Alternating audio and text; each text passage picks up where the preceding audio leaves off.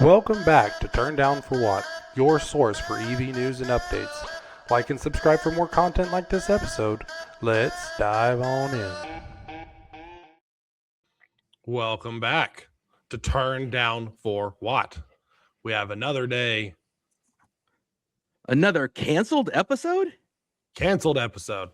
We have a special episode. We're coming to you twice in 1 week. We've had weeks that we've skipped altogether. Now we're making up to you for a twice in 1 week episode because we have such a great epic conversation to have on recent news. Breaking news.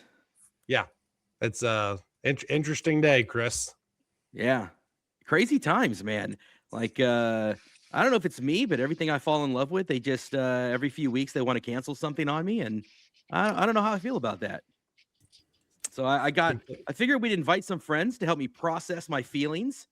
So I appreciated that. I figured I'd bring some positivity into my life, and I couldn't think of anybody more positive than these two fellas. So I think I want to kind of introduce these guys for those that maybe don't know. A couple epic fellas in the Tesla and EV community, and I think really relevant to this topic. And for those that haven't heard, Tesla announced yesterday during the earnings call that they were going to cancel the Model S and X.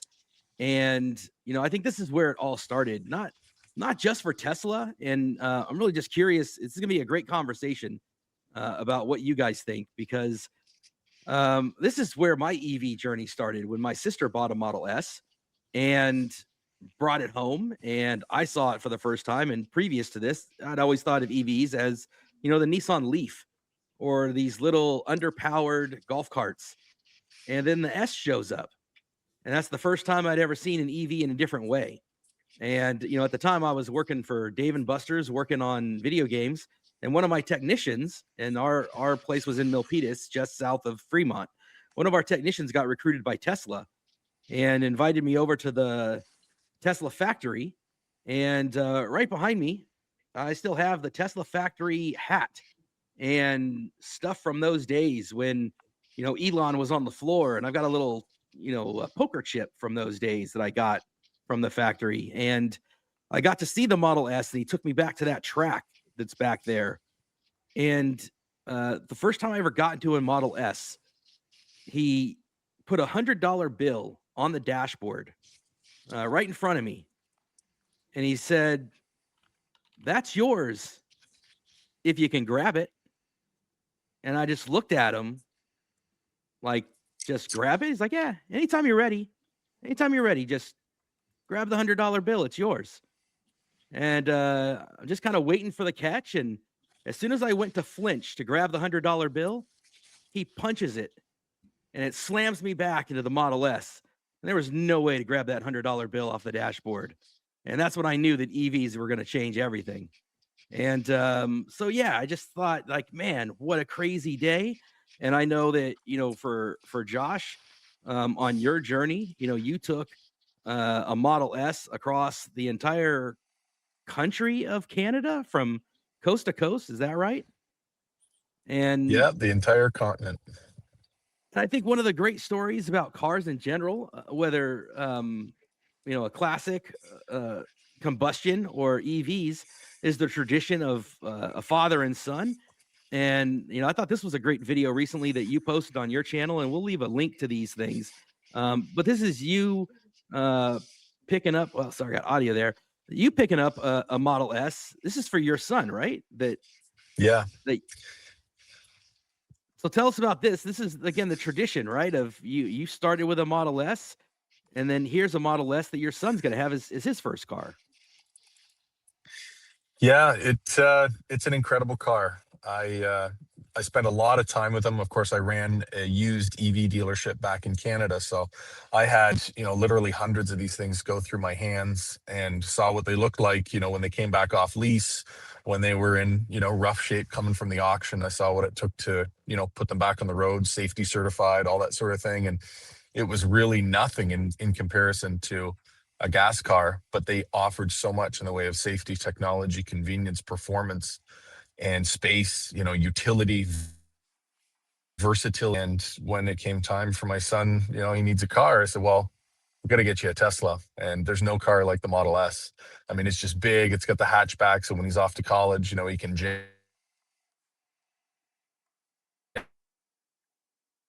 I think we lost Josh. He's driving on his way to Austin, but that'll be a good time to pivot, as is their tradition. So, kind of moving over to Justin, bearded Tesla guy, right?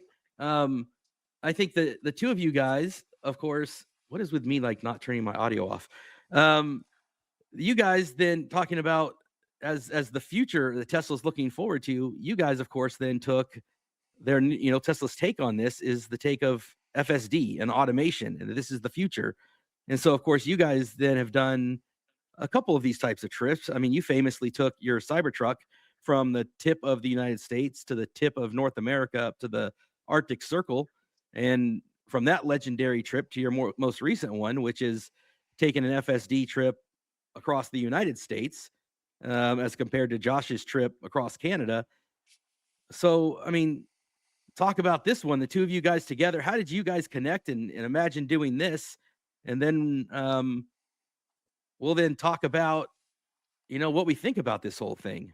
Yeah, I don't know if you guys can hear me. Yep. Let me see if audio just dumped again. But are we good? You can hear me all right? Yeah, we hear you. Okay, cool. So yeah, there's been this dream of, or this talk of, FSD will be able to go coast to coast for so long. And that's kind of been an aspirational goal for a lot of people. And when version 13 came out, it was really, really good. And once we started to mature through the point versions, when we got there towards the end, I was so confident in its capabilities of doing that, I wanted to do it. So I reached out to Josh, who is also a major road tripper, as a to see if he was interested in being a co-pilot, because this to be safe, there needs to be two people to do this. So we went over to San Diego and we attempted the trip. Unfortunately, it didn't go without incident, but version 14 came out shortly after, and schedules just aligned for January, right after CES. So that's when we decided to give it a second shot. So what do we, I guess, think about this, guys? Like, this is the big question, right? Like, who wants to start off with, like, who was listening to the earnings call? What was, what's the reactions that we have? Who wants to kick us off with the conversation? Well, until Josh gets back to share his affinity for Model S, it is a sad day, right? This is where it all started. But poetically, actually, Josh, he was able to get to Model S owner number one, and he wants to buy the last Model S. So kind of, bringing the whole thing full circle. The Model S, Model X, they're not just another EV. They really defined electrification. They defined this entire space that we know today. Nothing was viable until Model S, and then later Model X. And then certainly Model 3 and Y have had a huge impact thereafter, but none of that would have been possible without Model S coming first. And it's certainly sad to see it go. This is a point where we're going to bean counters at this stage, right? We're looking just on spreadsheets. This doesn't make sense to sell. 2.8 or something % of total volume. I'm sure there's a lot of upkeep involved with that, with the production lines. So, if you're an accountant, you look and you say, if we cancel that, we can be more profitable. If we cancel that, we can focus assets somewhere else. And that's unfortunately the decision that was made here, whether you like it or not. Josh, are you able to kind of give us your impressions on, like, did you have any idea this was coming? I mean, did you have any sense when we know they combine the sales on these, and did you, like, what was your take? Did you find out from Sawyer? Were you listening in? Okay, so I had a gut feeling something was going to happen with Model X based on the very light refresh, but they did, do quite a bit more with the Model S. And probably part of me is jaded because I love the car so much, the Model S, that I, blocked out any thoughts that they might drop the car. I think one of the things that surprised everybody the most is that there's no replacement, that it's just gone. They have exited the segment, and that, the Model S really that's America's EV. That is everything about that car screams America. The car's 1,020 horsepower. I mean, even back in the day, the 2012, when it came out, you had the performance version that was almost 450 horsepower. And that thing would just roast the tires. And like you said, with the $100 bill, like just suck you back into the seat. I mean, that is America. Big, powerful, safe. And the fact that they did it with that kind of technology, with what they had available back in 2012, is incredible. But as far as a warning shot, I don't think we saw a warning shot, especially for Model S. I'm pretty gutted over it, if I'm being pretty honest here, because I was thinking, hey, like, just put the latest version of FSD in this car. It's going to make sense. But they really, I think, fundamentally wanted to send a huge signal to the automotive industry that there's a huge change happening. And this is kind of one of those moments where you're just like, things were kind of changing slowly, but then it was like, somebody pulled back the curtain on what was actually happening, and now here we are. So I'm super bummed about it. I get it. It's like Justin said, the bean counters got in there, but it's not the first time I've gone through this. I was really bummed when Dodge canceled the Viper. They canceled it, brought it back, and then the final version, I think it was 2017 or whatever, then they finally chopped it. And again, that was America's, hypercar and exotic. And it's just kind of sad to see these cars that evoke so much emotion. And I think one of the things I love most about the Model S, particularly when they brought the Plaid out. I mean, I ordered one. I was actually a Plaid Plus order that got flipped to a regular Plaid because that's another vehicle they decided not to make. And so that was kind of a little early foreshadowing to where they were going. But I think that the car was so just revolutionary in a lot of ways. So if you remember, Dodge brought out the Hellcat. That turned the auto industry kind of upside down, because now you could buy a car under 100 grand with 700 horsepower. Well, Plaid took that even further.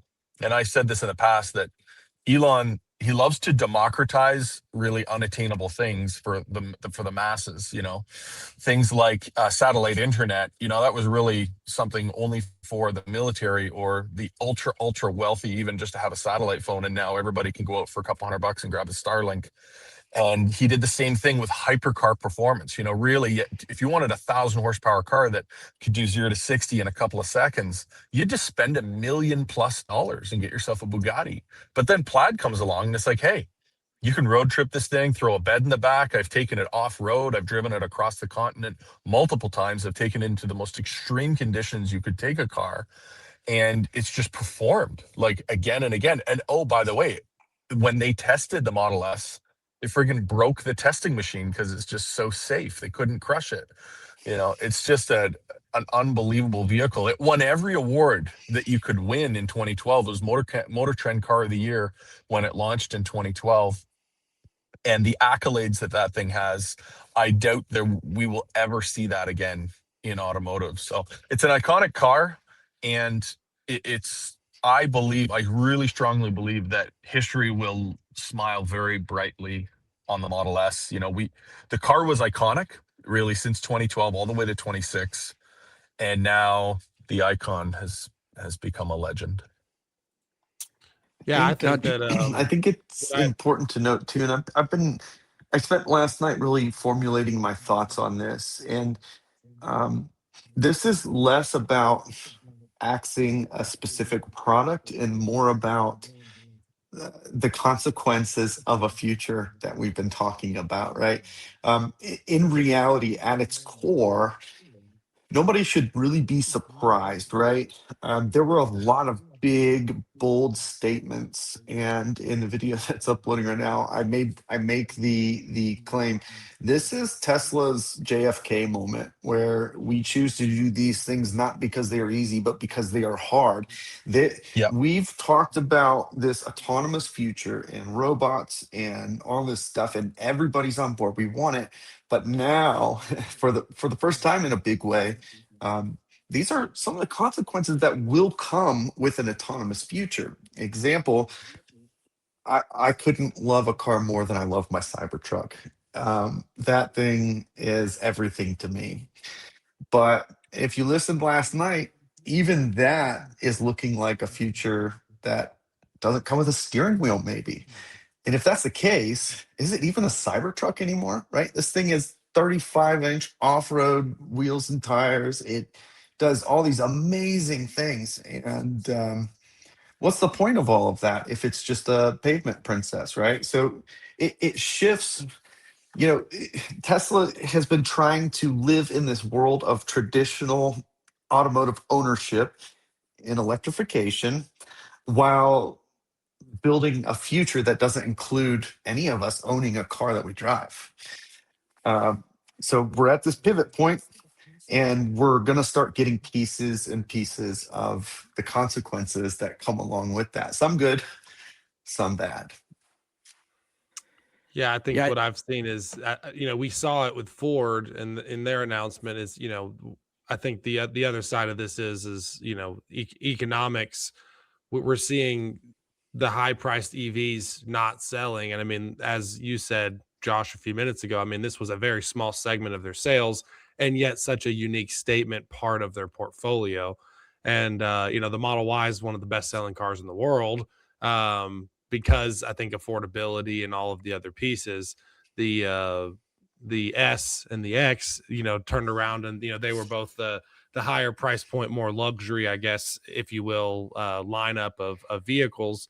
And in that, Ford couldn't maintain production of the Lightning, and Tesla, I think, has such a strong value in their portfolio with the Y and the 3 that they could justify holding up the production lines of the other two.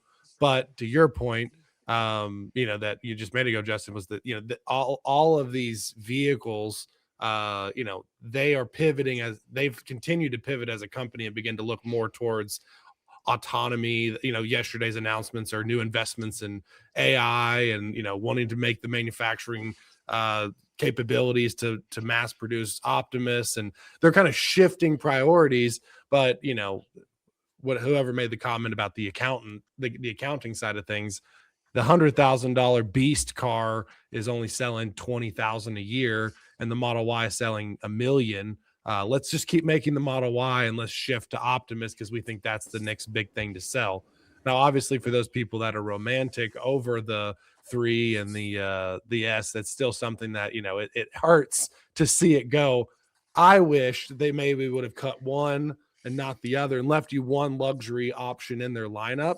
That way you had the choice for that. The S, I think, would have been a good one to potentially keep in the lineup. But they just said, hey, like both of the high priced ones, we're not moving near the capacity of the ones that are 35, 40,000. So let's focus on streamlining. But you're seeing that as a foreshadowing in the rest of the industry. Ford axes the Lightning, but they're trying to come out with the $35,000 truck. Tesla's already there. But Ford, that's where Ford's trying to get to. But I think you're seeing a lot of the OEMs shift, and I think Tesla has the strength that they can do it out of a position of strength. But it's still something that those people, like I said, that have the love for the S and the 3 traditionally, have to experience that loss. I'm going to put it this way: what if you look? What does tomorrow look like? What is that going to be? And I feel like if I'm Tesla and I offer a $30,000 car, that's great. I'll make $5,000. But if I can take that same car and do rideshare with it and make $8,000 a year with it, Why would I ever want to make that 5 and then have to build another car to do it? And I think they're at that technological point that not only Optimus is going to help people get better, but how many people in their 70s or 80s that can't drive would like to have the ability for a cheap ride share car that they can use. I mean, when I go to certain places for ride share, it costs 30, 60 bucks a ride. What if that comes down to $3 or $5 in these rural areas? And now instead of making $5,000 for that car, you're making 15 or 20 a year with that same investment. It makes sense for tomorrow to do that. Now, the cars we have today are great for today, but what does that autonomous look like? What happens when you have work that's being done by other groups? And I think that's the other thing we have to consider is what is tomorrow Tesla, not today. And I don't think Ford's looking that way. I don't think GM's looking that way. I think the only people that are considering what our tomorrow world will look like is Tesla. And I think this could be a result of that, but that's just a layman's view of it. Yeah. Well, I would add on that. Well, actually, I've had a chance to tour the factory where Model S and X are produced in Fremont. And I've also toured the factory in Giga, Texas, where the Cybertruck is built along with the Model Y and is soon to be Cybercab. And the differences are really significant, to put it really lightly. I mean, the line that S and X was built on is quite archaic, in comparison to, especially even the new unbox process, but even the way they build Cybertruck from the inside out versus the traditional cars that are built from the outside in. And, to your point, Josh, about maybe getting rid of one and not the other, the thing is that they're built on the line simultaneously and they need that volume to make it make sense. I'm sure they gave it some thought, and, I think it wasn't super easy for Elon to make that announcement. I mean, both of those vehicles are really his babies, his brainchildren. But it is, I get it. I'm not happy about it because the emotional side of me, the car guy, the enthusiast, wants to keep the cool cars. But I understand, the way that they're pushing forward, and it is prime real estate right in the middle of, California. This is Silicon Valley, and it kind of makes sense to launch really this new technological marvel of this, these humanoid autonomous robots out of that location because of the talent pool, and geographically it does kind of make sense. So I don't know. I think maybe, I mean, we could hope against hope that they'll come out with something based on the Model 3Y platform. They could come out with something that's a little bigger, a little beefier. That's also a possibility. What do you guys think about that? I think, Man, it really sounded it's important from listening to remember first that the power of willing something into existence. So I say that first, saying if you were going to get a cyber SUV, you wouldn't need a Model X, right? So maybe that's what's happening here. Absolutely not going to happen, but that would be amazing, right? Next generation vehicles, but they made it so clear they don't. I don't know if anybody else got the vibe. They don't care about making cars anymore, Yeah. and it was very clear. It's like they want to exit the retail car business. That's the feeling that I'm getting, and that's coming from somebody who lived more than half their life in retail. I know you just have that sixth sense about it. It's like they want to just transition right out. And, Yeah, that's what I was and gonna the say crazy part about that is, down volume year. It was so nonchalant, 17, 18% profit margin before, regulatory credits. Like these are, Mary Barra is dreaming of margins like this, right? Like that's not a jab, but these are just stupid good margins, especially in this market. And, it's funny because that's just a good baseline to remind yourself how big this next step is. It's so big that having the best margins in this category outside of Ferrari and the like, that's not interesting, right? Yeah, I mean, it struck me that exactly what you're saying. They just have their eyes set on autonomy and robotics, and I think it's a bold bet, man. It is. They were talking about 90+% is going to be autonomous driving, and 80 to 90% of that is single to double occupancy in the vehicles. And they're looking at it at such a huge scale. And that is honestly, that's so far away. That's so far away, guys. And it's, you're talking about the number of people that can afford a vehicle at that price point, much less the price of FSD and the monthly subscription. I mean, to be able to build these things and get those things and have them on the road and have charging infrastructure, they're so far ahead in their vision of where that reality is. And I'm curious how that's going to work. 3 and Y are great and amazing vehicles, but they're not class leading in a lot of the technology. So it's just a bold, interesting strategy. I'm just curious. They've really kind of given up on the low cost market. They've given it to BYD. BYD is the biggest electric vehicle seller in the world. And it's primarily because Tesla doesn't compete in the low cost segment. They don't bother with the $15,000, $20,000, $25,000 electric vehicle segment. That's where BYD is churning out the numbers. They don't bother competing in the hybrid, plug-in hybrid vehicle segment. They don't bother there. They're all in on autonomy. And there's not really anybody that competes in that camera only FSD space where if they can just get regulatory approval, which again is a bold, he's talking about, as long as the federal government doesn't regulate and as long as these different municipalities and states, that's a lot of what ifs, man. That's a lot of bold, especially with the amount of people that for no logical technological reason, you're fighting against folks that viscerally have an aversion to politically electric vehicles. You have people that are viscerally anti-Elon and get in their feelings about it. There's so much. You have to admire, on one hand, his internal optimism and drive to go with what he feels is his vision. But he doesn't put anything halfway, does he? I mean, he is just all in and goes for it and wills it to happen. And it works out so many times. I mean, in a lot of ways, he did this with NACS. He's just like, we are the North American charging standard. Says who? Says me. You know what I mean? And it just willed it into existence.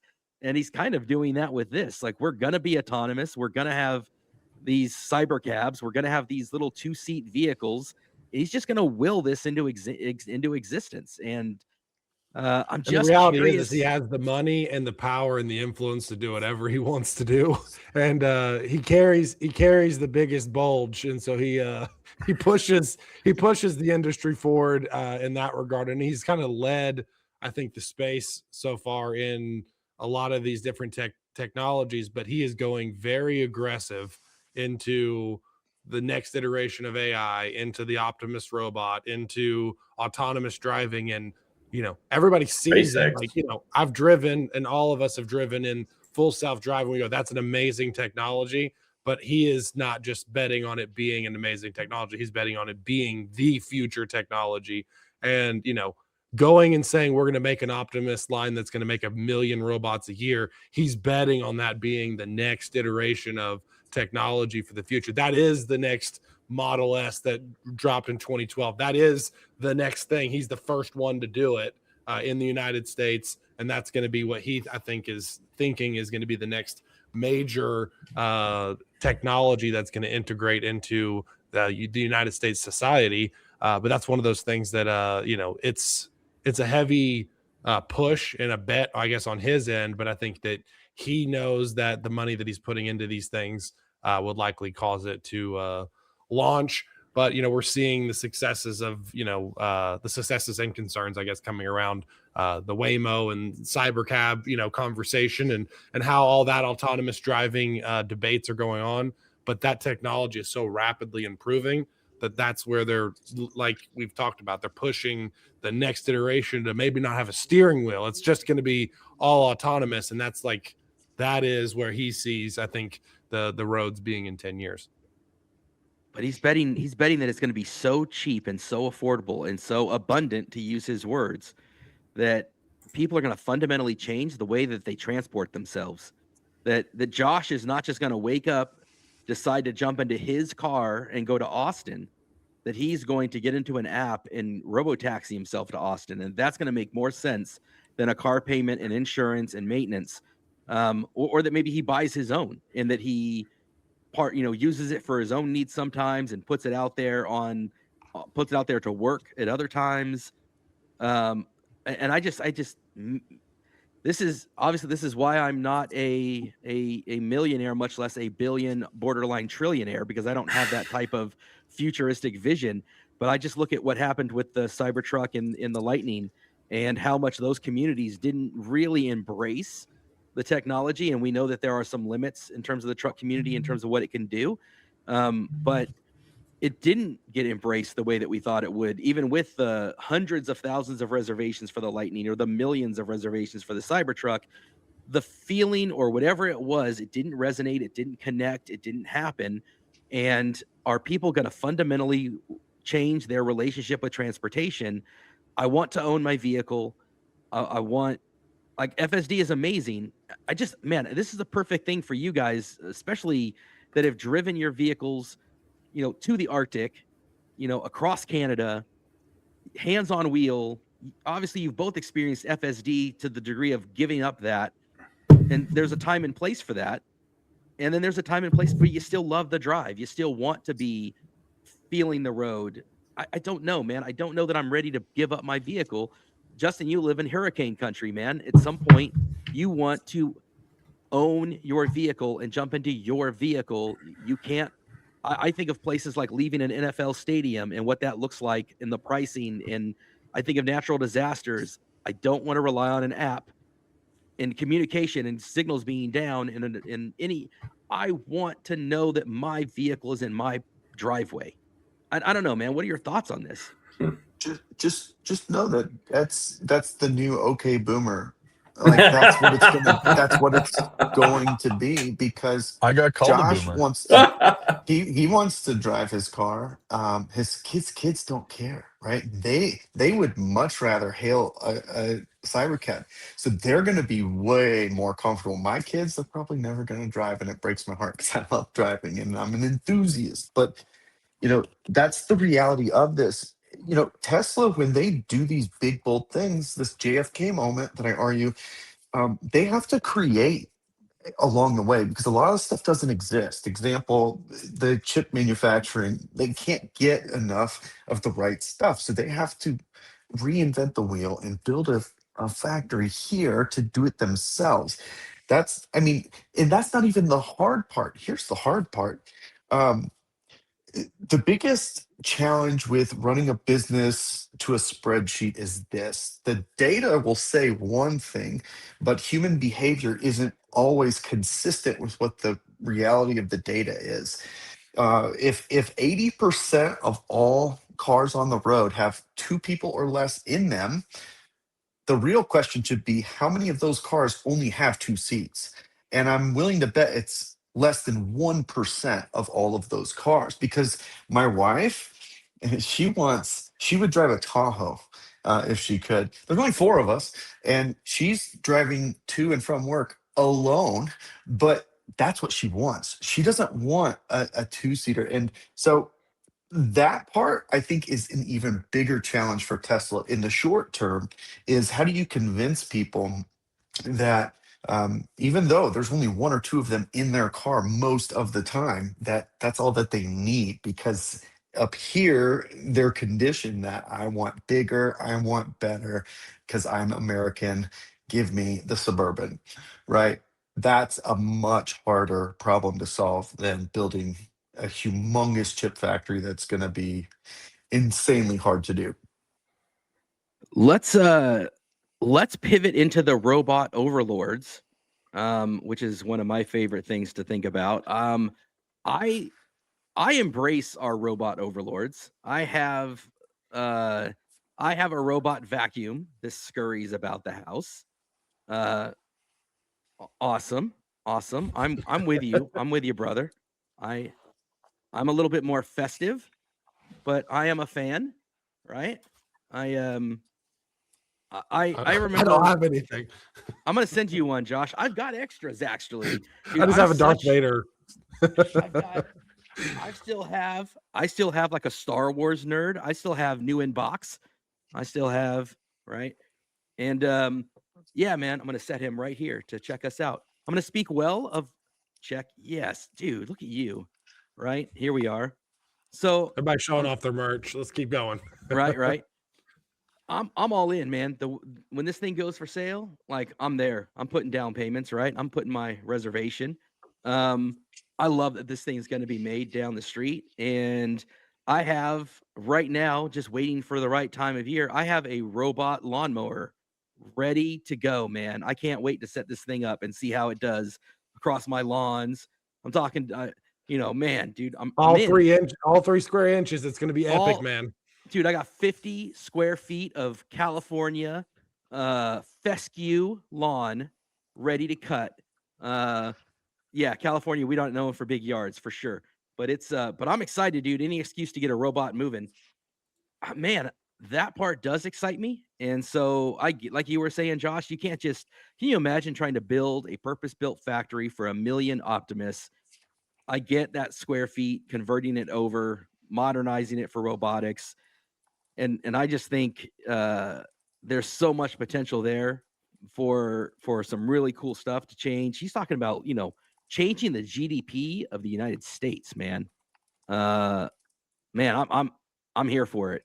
So that part of it is both exciting, and then there is part of the amazing abundance where he's talking about everybody being a part of that, where the human nature part of me is like, that's never how it works, guys. It doesn't. Like, you're either part of the people that are working on these, creating these things and making money in the economy, or you're not. Like, there's just never been a Star Trek. I love the idea of Star Trek, right? And how everybody contributes equally and everybody is okay, but it never works that way. I think Elon's a little bit naive in that aspect of it, but the robot part seems amazing. Like, were you guys excited by that part? I mean, I know it's not good to lose the S, but what did you think about the idea of Optimus scaling? Because you've seen Optimus at the events at a very rudimentary level, but now he's talking about scaling to 1 million. That's serious. Well, Fremont's just the beginning for manufacturing. I mean, the big play is going to come for the 10 million coming out of Giga Austin. That's going to be wild when you see absolute legions of these things, going out into the public. It's definitely, life's going to look a lot different by 2030. That's for sure. Like when you walk around and go to businesses and just go about your day-to-day life, if this is the ramp and adoption curve for these robots. But I don't know, personally, I'm going to probably I'll probably buy one that's built in Austin just because, I got a bone to pick with the Fremont ones because they took away my Model S. Why you got to hate my Fremont plant, dude? Hey, they took away my favorite car, man. What's a world like in which you have 1 million true autonomous Optimus robots existing on this planet?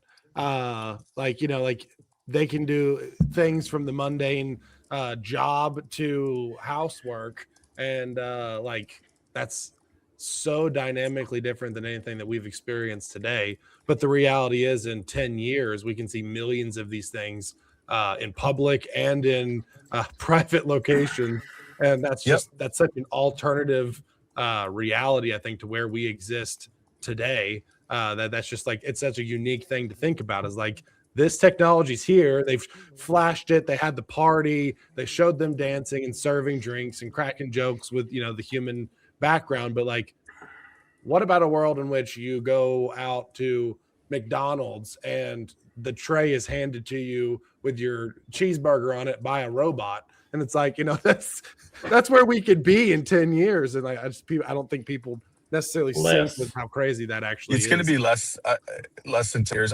Here's what I think. I think it'll be novel in the beginning, and then it'll be people will get to a point where they're kind of bummed that they go to a place and there isn't any Optimus and there's inconsistencies and things like that, and businesses human that don't error. adopt it will kind of get smoked. Yeah. I don't know. I think it's going to be like iPhone. Like if you watch a movie, from the early 90s, nobody's on the phone, all the social settings, everybody's just talking, and maybe they have a pager. And now everybody's got a phone, a tablet, and we're all like this, So it's just different in society, and we don't think anything of it nowadays, with the phones and whatnot. So I think it's just going to be like that with Optimus. Name one movie it worked out good, though. I mean, Return of the Never. Clones, iRobot. I mean, none of them, and that kind of brings one of my favorite But quotes. those sell tickets. You will sell tickets to watch it when it happens. If Terminator was like, yeah, everything worked out, and you're like, okay, I'm not gonna watch it. Yep. But we got what 7 million jobs that's not filled and probably won't be filled in the United States right now. What if that production could be used by these tools? And when you look at the iRobot movie, it's so very close. I actually watched it recently, so it's kind of cool to see that happen in a way. But in that book, the writer says that the saddest aspect of life right now is science gathers knowledge faster than society gathers wisdom. And I think that's also one of the parts. What are we going to do at the time that we have? If we're given this extra amount of time to do anything, we're probably going to sit on our phones and end up like the Axiom in WALL-E. We're going to have little stubby legs. We're going to have our chairs that float, and that's what we end up with. We're not going to go out with a chisel and learn how to create something. We're going to sit there and watch that and play Battlefield or something like that. So that's the part that it's great until you have a bunch of lazy folks that don't want to do anything with that extra time they've got. And I'm one of them. If I have an extra 15 minutes, I sit down, okay, I'm going to watch, see what's going on in the world. So mankind gave us wisdom at our fingertips via the internet, and we've turned it into mindless, numb mind scrolling of social media, comparing ourselves to other people all day long. And I think that Optimus will probably lead to similar possible negatives as well. But it's a very good point. Yeah, I'm just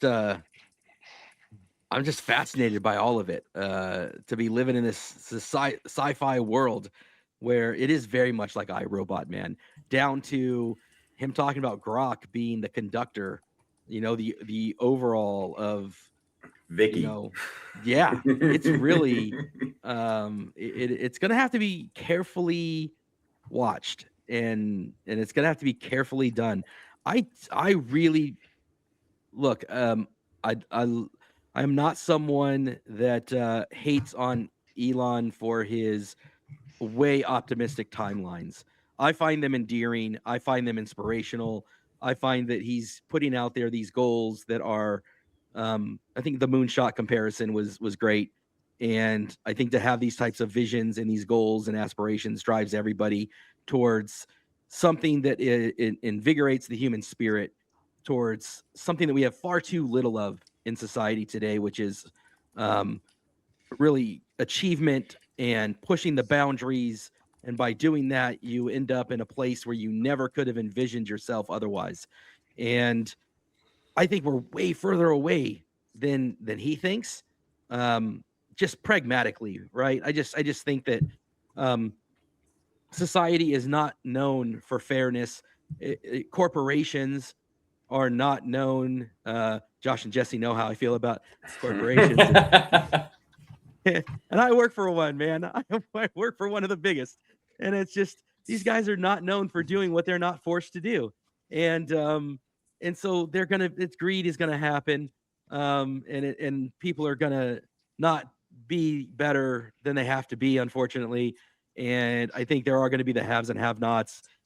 I think we do see that people are ignorant. I just had somebody on a comment yesterday. It was just yesterday, and they're like, criticizing just the most basic, YouTube short that came off of one of my videos, talking about how if it goes over a speed bump, it could explode at any minute. And I'm just like, this is, you're so like, please, man, I'm not trying to give you a hard time, but you're just hearing crazy, right? You're like, spend some time, right? Come visit. I would the stuff that's out there, and it's prevalent. It's in the millions. You know what I mean? And so there's such an obstacle. There's such a hurdle. There's so much out there. Even the stuff that really intelligent people get so emotional about their politics, and we're so divided, and we're so in our tribes that really good people that share 70% of the same values and feelings and just want good for their kids and just want a lot of the same things. And 70% is a lot, you know what I mean? But 30% they're just feel different about. They hate each other. They hate each other over 30% or less than 30%. And so it's so hard to move things like this forward. So I just Yeah, but you're going to get one. So who's going to buy one for $30,000? If they said it's open tomorrow, you got 30 grand. Who's buying an Optimus? You know? Yeah.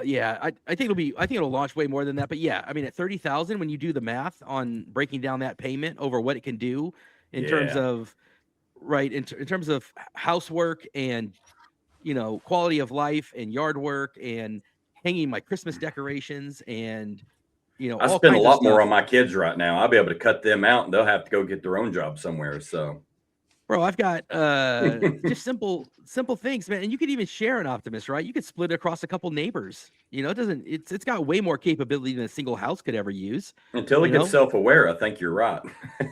Yeah. There's so much coolness that can come out of this thing. And again, I'm a big fan of the autonomy idea. But I still want my steering wheel. Yeah, I'm old man yelling at clouds for sure. I'm going to be the boomer. I think that the corporations are going to want to see the technology because it's going to be a cost saver against the cost of labor. The corporations are going to cut jobs because if you had a true autonomous bot that could move packages from A to B or that could do basic tasks that cost money, you recover that investment at like a 20-30% ratio. If not more, compared to the salary. I mean, you can recover that in 1 year for paying the salary of an individual that's just doing grunt work. Obviously, certain specialties and stuff still maintained, but the move A to B and sweep the floor and the maintenance crews and all those things that you pay $50,000 a year to. Well, now you just buy one robot and it does it for you 24/7 without complaining, and you recover that in 1 year. Guess what? Now you've eliminated the corporations are going to want this technology. And even you could go even broad scale to DOD applications and like ops and going into buildings and stuff, all being done via these robots that are intelligent enough to make responsive decisions based on what the inputs are. It's not just it's going to fold my laundry and do my dishes. It can clean a building to it can infiltrate a compound. Like that technology, if it's executed properly, could be used in a million different ways. Well, I think this is also why Elon has always been so firm about this basic universal income thing, which I've always been like, come on. But it is important because this is likely to happen. I've had a really hard time digesting Optimus, sustainable abundance, and a future where you don't have to work. It's all just way over my head until I heard at the investor meeting Elon talk about healthcare. Healthcare is a huge issue in this country. It's so stupidly expensive. Access is not equal. All these things. I don't know what the answer is, but it's not what we're doing today. That's all I know. But I also am not okay with telling a physician, you have to do this and you're going to do it for free, right? You're not going, whatever. I don't believe in that either. So what happens though when the surgeon is a robot and he's more precise, he's never gets tired, he's not drunk on the job? Then yeah, I mean, I guess surgeries are so cheap at that point. I mean, it's pennies. It is free, right? If Optimus can truly do these tasks, then things like healthcare, like we can solve some of the biggest issues that we have in the world, let alone this country, with Optimus, if it can truly deliver on some of these things, that it's going to change everything. And that it, but it took that for me to kind of start to digest this, because once you understand that foundation, then you can go on to the next one and the next and the next. If he's planting crops, a whole army of them planting crops, right? Okay, so that was $30,000 one time for that robot. um, it just on and on, everything that you can imagine. What? Okay, let me ask Josh Yeah. this. What do you think? Do you feel like cutting the S and the X, but getting the Optimus robot is a good trade? I don't think that it was necessary to chop S and X in order to get Optimus. I think there's two sides to it. I think it's a two-edged sword. I think one is that, there's the bean counters that said, it's time to move on. But it's also, I personally believe, the majority of it is a massive, massive statement to the world and to the industry. And I can only imagine what the other automakers are, the leadership at the other automakers are looking on at this massive, massive move. They don't know that. They don't know, sunsetting two models and exiting completely from segments. Legacy's never done that. There's always been something to replace something, some sort of alternative to fill the void. And here it's like, oh no, we're actually going to build robots. We're actually going to get rid of these two vehicles, and we're going to utilize that space to create something that's literally never been done before in the history of mankind. So it's, I believe, more than, just trading floor space and manufacturing square footage. I think it's more about a massive statement, and basically we're no longer dipping our toes into the autonomy pool. We're doing a cannonball right into the deep end. And this is it. This will go down as the watershed moment. I really firmly believe it. And humanity won't be the same. I'm not saying it's going to be worse or anything. I'm sure it's going to be fantastic, but we'll look back at this moment that it was like, oh yeah, that was it. That was the turnkey pivotal moment when we went from, traditional car ownership and that sort of thing to this new autonomous rideshare humanoid robot world. One of the things I will say though that I am super happy about, is that we have companies like this in America building out this technology. How much would it suck if we were just like, yeah, let's just build another high-powered sedan and then watch all of this tech come to fruition overseas and not have any input in it? I think that would be a much worse turn of events than seeing one of the greatest thought leaders of our time building this stuff out on American soil and using American brains, jobs, skills, talent, and the real estate to make it all happen. So that's one huge silver lining to the whole thing. I will say, I wish more American companies would take the approach that he talked about last night, which was, we are going to build the heck out of solar production. We are doing our own lithium mining. If we need to, we're going to build our own chips. We are obviously doing our own batteries. We are vertically integrated. We are the most American built and manufactured and sourced supply chain vehicles. And I wish more would take that approach. I wish more would embrace how amazing that is. And I wish legislatively, politically, the country would get behind that, celebrate that, and remove obstacles to it. Whatever permitting was necessary to clear the way, I wish that we would show that as an example and say, if you operate your company this way, we're gonna remove any of the barriers that keep you from doing this as much as possible, while still making sure that environmentally we're being intelligent about it, while still making sure that if you're a $1 trillion company, that you're paying your appropriate taxes. We want to make sure that this makes sense for everybody and that everybody is, participating in the success of all of this. But we want to make this something that you're able to do. And we're generating jobs and we're making this something, because I should have mentioned this earlier. I think one of the things that's been on my mind that I thought was powerful, and I think it's being ignored, is China is with kind of going into Australia and Mexico and Canada and Europe, and they're just kind of putting their influence out there. And I want to be careful with how I say it. I am a fan of every time I've experienced a Chinese EV. I'm excited by what I'm seeing as a geek of the technology, right? I'm kind of sad that Tesla is not going to have the 800 volt / 48 volt steer by wire Model X, Model Y. I'm sad I'm not going to see that. I thought we would see that happen, and we're not. So I'm excited whenever I see a Zeekr, right? I'm excited when I see some of that stuff and get to experience it. But never forget that China and what they did in Hong Kong, never forget what they may do at some point to Taiwan. And the more of an influence they have in all of these other countries, the more dependent these folks are on China for their transportation and manufacturing and agriculture. The more that China has a good buddy, my friend, my trading partner relationship with not just their traditional partners, but a growing part of North America on both sides of us, North and South, and our European allies, the more that they do that, the more that when they eventually maybe make a move on Taiwan, which is very important for our chips.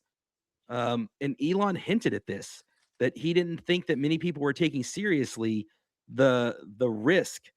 I think that is a very underplayed part of his call yesterday, that he sees something coming in the years ahead. And these things that China is doing with EVs, I think is very much on the chessboard, on the 3D chess that China plays, the way that they're long-term strategic thinkers. They are moving pawns. We see EVs in our bubble. These are pawns to China in the global game. And they're getting ready to move their queen in a much bigger game. And Elon sees it. And he hinted at it. And I think that went way overlooked. Yeah. And the geopolitical is huge. This is not a political statement. I want to say that up front. But the good news is the current administration seems to be aware of this type of stuff in a more of a urgent manner, and they seem to be friendly to this type of development in the United States, which is helpful when it comes to getting the right type of legislation through and at a pace that's required to be prepared for this kind of a global situation. So I think that's a silver lining here, at least in the short term. But as you know, every 2 years things go back and forth, and it seems to be a more violent shift each time that it goes back and forth. So that's always going to be a risk. And for the people that want to see Chinese EVs here, it's not going to happen. This is a bipartisan issue. Um, I just recently pulled the numbers with the help of Grok. In the United States, 10%, 10% of our entire GDP is related to the US automotive market. So anything that can, bring any type of damage to that is not in the interest of the United States. And that is why even Biden famously doubled the tariffs on, Chinese EV or Chinese cars, right? They're not coming. And they shouldn't come because the threat that it poses to uh, our economy as a whole and jobs and all of it. And I think that it's kind of scary, some of the rhetoric that we see on the geopolitical stage about, bringing Chinese EVs to our borders or whatever. That's between them to figure out. But it seems that every year seems to be more of a lust to bring Chinese EVs here. And I get it. Affordable EVs that do some cool stuff is great, but just understand what you're saying in a bigger way. Would you There's a mind long them string being attached.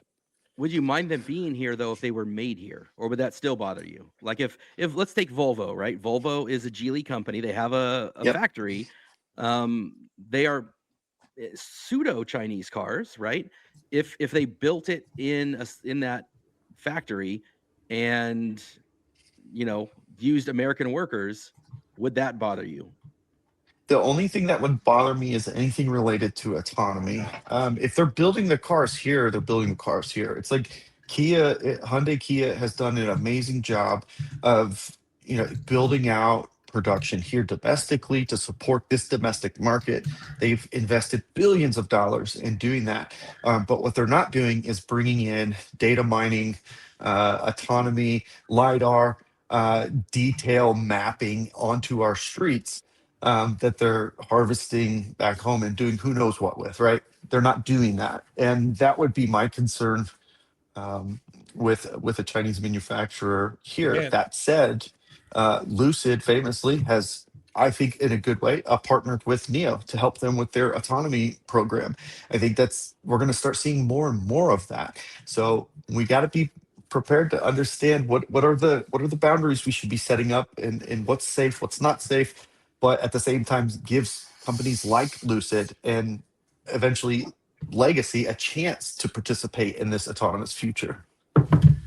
I think we it's see over the yeah, I mean, I think that we couldn't trust China to hold TikTok data, and if we can't trust them to hold TikTok data, I highly doubt that we can trust them with our autonomy. But the reality is, I mean, that's a future, that's a possibility, and I think that the point that Josh made earlier is, I mean, we're at this pivotal moment, this kind of statement piece. It's going to be very similar to the Industrial Revolution, where the entire world is evolving with manufacturing and technology improvements. And we are on the cusp of such a I would call it the intelligence revolution of like the world is going to rapidly change. And if a country, if a people group don't choose to jump on that train, they're going to fall behind and lag, like we've seen in other parts of the world where they haven't even today caught up to that those changes. And so I think that the leaders today are going to make the future.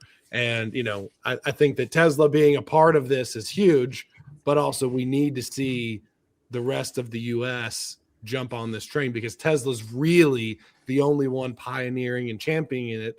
Everybody else is too scared of the political ramifications, of the geopolitics of the region, when there's a global game of chess being played. And to the point that was made, the pawn is being moved around with EVs, and the pawn is being moved around with AI. And Elon's looking at it, but the rest of the world's like, we're going to get to it, or maybe that's tomorrow's thing. And it's here today. And if you don't focus on it today, we're going to lose this battle. And it could be the second Cold War, if you will, because if they do AI well, and they do autonomy well, that is such an intelligence asset to a country and to a people that the rest of the world will falter. And AI can be a very, very dangerous tool. The more sophisticated it gets when it comes to cybersecurity and everything else that the systems are capable of. And so if we don't adapt today, we don't put massive infrastructure changes on today, looking at generation of energy, AI advancements, the other countries will do it. We will fall behind, and we will leave ourselves exposed to the larger game of international chess that continues to play out every day with this intelligence revolution that we're in today. Do keep in mind a couple of things here. Number one is, maybe this is naive of me to say, but the one thing that's special about America is Americans. And at the end of the day, through thick and thin, through adversity, we always, for the last 250 years, have had somebody that has come out and has taken the bull by the horn, so to speak. And that has continued to be the case. And it's not just Elon, but I believe that spirit lives in most of us still today, and that will help guide us, hopefully, in the uncertain future. The other thing is, The biggest issue here is China is much better at driving industry to do what it wants than we are. They subsidize the heck out of this industry to try to force it to be a world leader. And over here, we spend so much time, with the political infighting and all of that. It's very hard to incentivize Ford to want to do even more of this. I love Jim Farley. I think he's my favorite legacy CEO, unquestionably. He had such a forward-thinking view on EVs and the future of Ford Motor Company, and they went all in. They spent billions doing this, but the shareholders at the end of the day cried uncle and said, "No more. I don't want this anymore. I want money now, not tomorrow." And unfortunately, they're at the will of the shareholders, not the will of the nation, and that's not always aligned, unfortunately. So how do we incentivize Ford to want to do this? We have to find new creative ways to incentivize these huge pillars of industry that have helped define who we are as a country to see the light. It's Yeah, I called think, the Inflation Reduction Act, and it's no more, unfortunately. my petty bitterness has come to the conclusion that Ford is a copycat, fear-driven company. So the way to incentivize them is to make them afraid. Like, I think there's a hot take. Mm-hmm.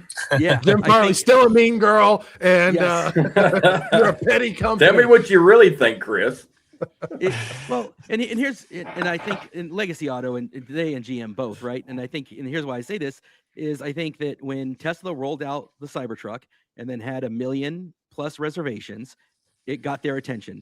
And they said, we've been dabbling with this. We dipped our toe in with Rivian. They were early on with Rivian in their development.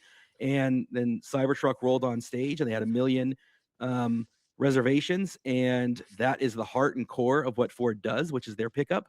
And they said, holy crap, we're about to have our lunch eaten. They're about to take a huge segment of what we make our money on. We better get on this right now, fellas. Where are we at? And they got their F-150 out first, and they were like, we need to dominate this. And then they got 300,000 reservations, and they're like, fellas, we have a capacity for 15,000 trucks in year one, and we've got 300,000 reservations. Let's redo the line. Let's get 3 shifts. Let's spend a bunch of money on it. They got way out over their skis. They thought this was going to be a thing. It turned out not to be. And, then they started building battery factories, and they had this whole thing about Tennessee, and then GM got in line and they started copying each other, right? Yeah, you're going to build a factory. We're going to build a factory. You're going to have, what is that, LMR Rich? And then GM's like, we're going to have LMR Rich. Well, you're going to have Blue Cruise. Well, we're going to have Super Cruise. And they just all keep, FOMO, right? FOMO. But at the core, none of them are what Elon and RJ are, which are true believers, like committed to the cause. And so then suddenly, you know what I'm saying?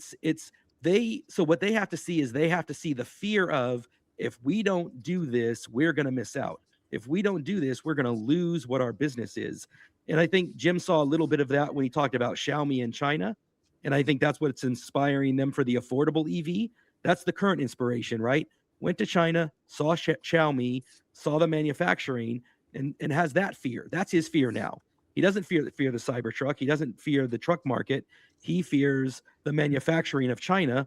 And so their current thing is, hey, we're going to manufacture cheap. We're going to make $30,000, $35,000 EVs. We're going to use LFP, and that's the market. And their autonomy vision is highway. Highway is where they think the market is. Elon's got a different vision. Elon thinks it's autonomy everywhere. Elon thinks, right, 2 totally different visions of where the market is. And the reality is, one of them in the next few years here is going to be really right, and the other is going to have to pivot. And it's going to be interesting to see where it goes, because Elon's putting his chips in there and saying, I don't think I need to make a $30,000, $25,000 EV. I think I'm all in on autonomy, and a bunch of people are going to pivot to autonomy, which right now, honestly, people can't afford. They can't afford $40,000 and $50,000 Model Y standards plus $99 a month. Thank you, Diana or Diane. Pivot, exactly. We love the pivot scene here. We've used the pivot. Pivot. That's a reoccurring theme on the show. We love that. That is our favorite meme. So yeah, I think this is going to be interesting though. Does Ford pivot or does Tesla pivot? I'll be honest, Tesla is the most successful ever at this. I actually think Tesla's going to have to be the one to pivot this time. I think they're ahead of it. I think they're too far ahead. I think they are too soon on this. I don't think society's ready. What's that, Josh? Elon Musk's net worth is 6 times more valuable than Ford as a company and their whole entire lineup. And if I was to make an educated gander and a bet on who's probably the best position, it's the one that's worth 10 times more than Ford's company is in his own personal net worth. Elon could buy Ford and still have $500 billion left over and it not lose a day of sleep. And you might be right. Maybe Tesla's jumping their skis, but they're not going to do anything that's going to bankrupt the company. They are making strategic gambles on where the future is. But my best guess is that full self-drive is 100 times better than Blue Cruise, no matter how you look at it. And the news this morning is Waymo hits a kid at a school district. You don't see that out of Cybertruck cab. Now, I'm not saying it did do that. I didn't see that at some point in time, but that's the news today: is Waymo hitting somebody and Cybercab not. So you can have all the opinions you want to, but I have a feeling that Elon's sniffing the right tree. But we'll see. No, I think it's by far the best technology. Obviously, I just don't think that it's going to be exciting. I was going to mention, I know Justin kind of alluded to it at the beginning of the pod here, but one little cool thing that's come out of the cancellation of the S is that I did reach out to Steve Jurvetson, who's the owner of the very first Tesla Model S to ever roll off the assembly line, VIN number 001. And in fact, he's donated the car. It's over at the Peterson Museum in California.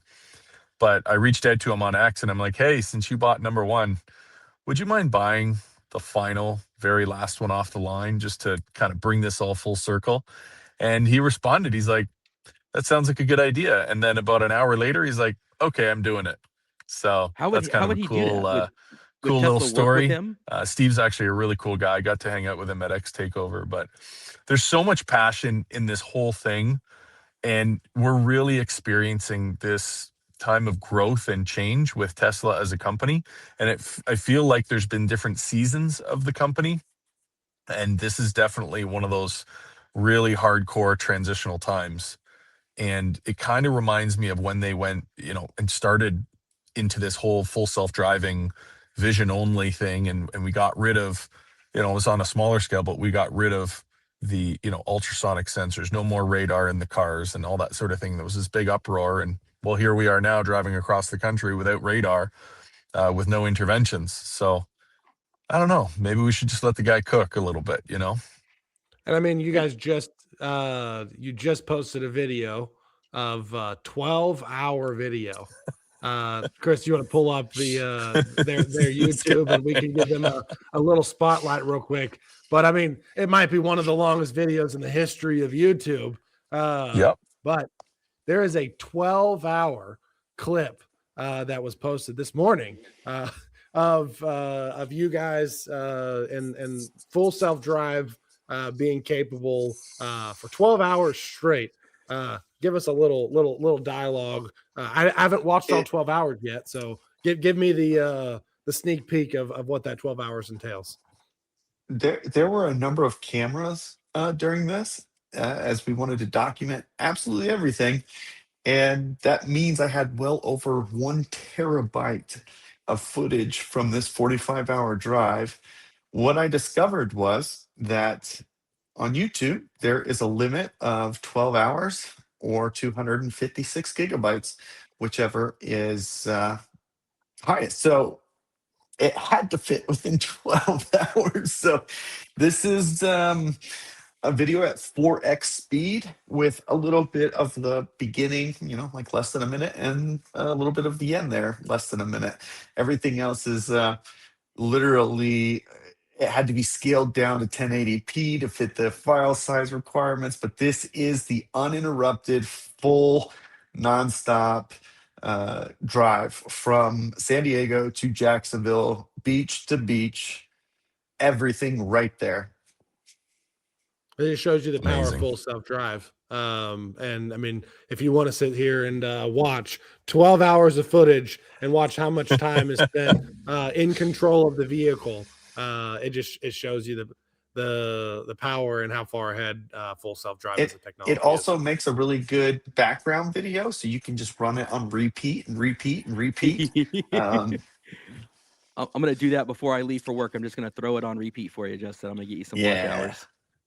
I mean, you It's can go gonna to be your whole ship crazy. and come back, Chris, and it's not going to be It'll done still be yet, so. playing, dude. I can go to work. I can come home. It will still be playing. Pretty cool.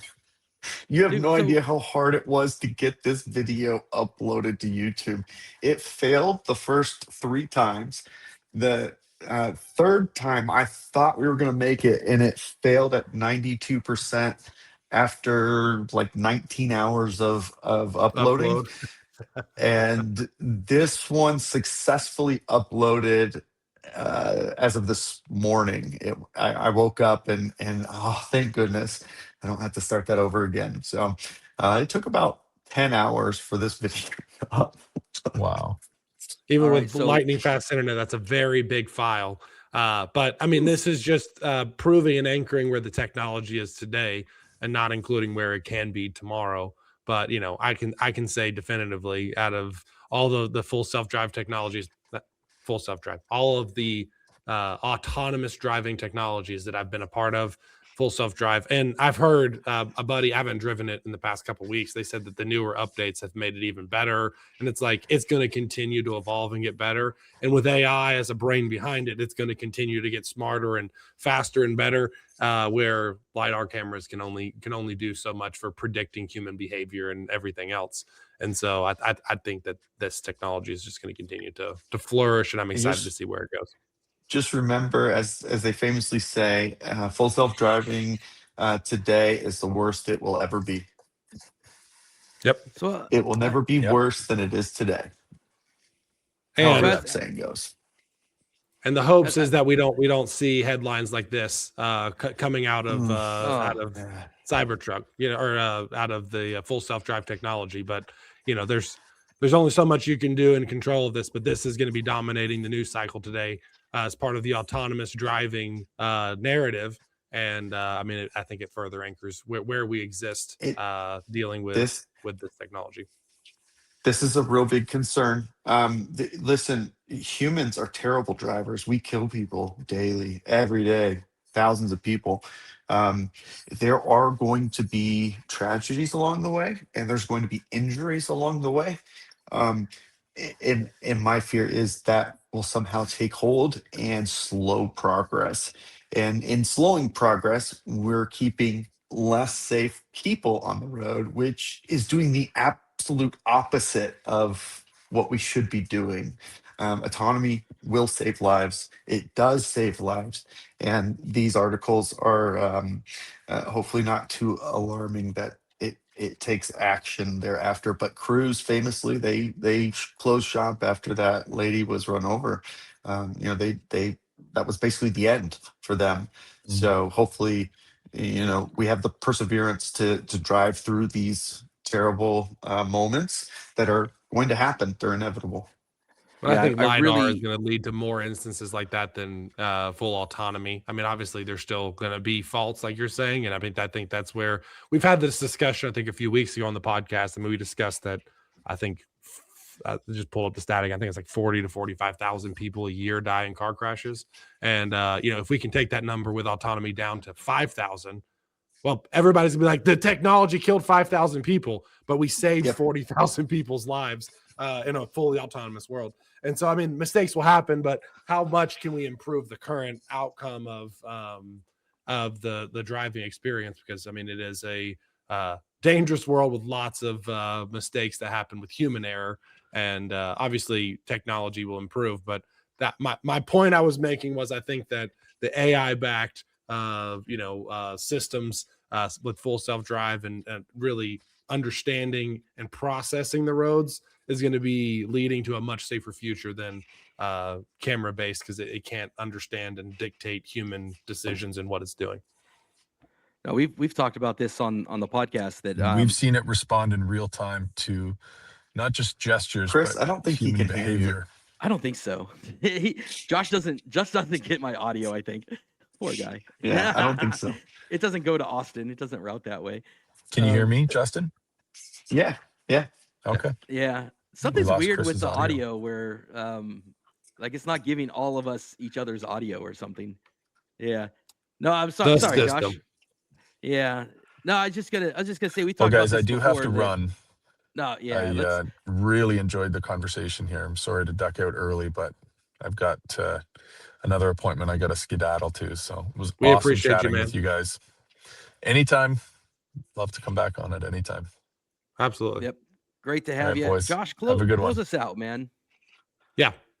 I think Josh West is disappearing, but we are. I think we've gotten through the majority of the point. The S and the X are gone, but here comes autonomy, XAI, and Optimus, and it's an interesting moment. Obviously, comment, tell us your thoughts. We want to continue this dialogue. Interested to see everyone else's opinions on the matter, but we value having close relationships with huge Tesla fanatics that drive them every day, such as our friends and obviously, as I've alluded to, stay in tune with Bearded Tesla Guy. If you don't, my guess is if you follow us, you probably also follow Bearded Tesla Guy and Josh West. But if you don't, go follow both of them. Lots of great content, especially around all of the Tesla stuff. I mean, like I said, they just have a whole video series on going coast to coast with full self-drive in a Tesla. I mean, just great content,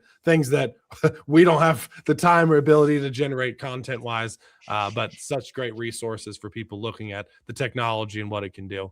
But with that being the case, it's been an hour and 20 minutes, so we probably should call it a wraps.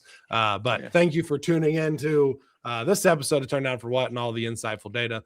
Thank you, Justin, for joining us again and being able to share your constant wisdom and insights. We always appreciate you having you on the podcast. Thank you, Josh, even though you disappeared already, for joining again. But this has been a special episode of Turn Down for What.